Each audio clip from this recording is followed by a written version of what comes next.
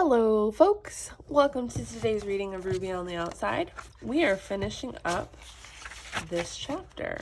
Let's get started. But I didn't do anything on purpose. There are consequences for accidents, too. Young people need to learn to be responsible for their actions. I thought about that. It didn't make sense.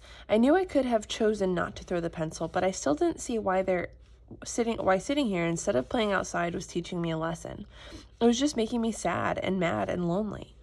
Now I just really hated Trevor Sullivan for being a bully and for never getting caught and for getting me in trouble because of his big mouth. Yeah, Ruby, no one made you throw that pencil, Carlos said.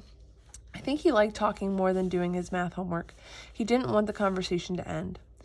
Is that what happened? The teacher asked. Yeah, I said, but the other kid threw it at me first. I've never thrown a pencil before. And I bet you'll never do it again. Huh, Ruby, Carlos added. That was true. Maybe that's the best we can do, the teacher said.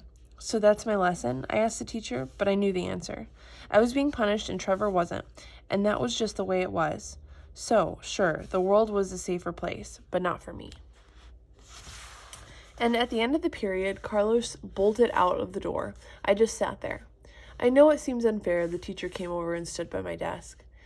If she was now going to tell me that life's unfair, I thought I was going to throw a pencil at her. And in many ways, it is, Ruby. I know. It is? And for what it's worth, I'm sorry you didn't get to play outside today. But I have to say, I did enjoy talking with you. Maybe you'll get a detention again and we'll get to spend more time together. I knew she was joking. She meant to be nice, but I didn't think it was funny at all. Chapter 20. Right now, while Matu and I are waiting at table 16, I can see there are 3 little kids in the children's center. 2 little girls and a boy who looks like he's about 5 years old. They are coloring and playing games because they don't understand.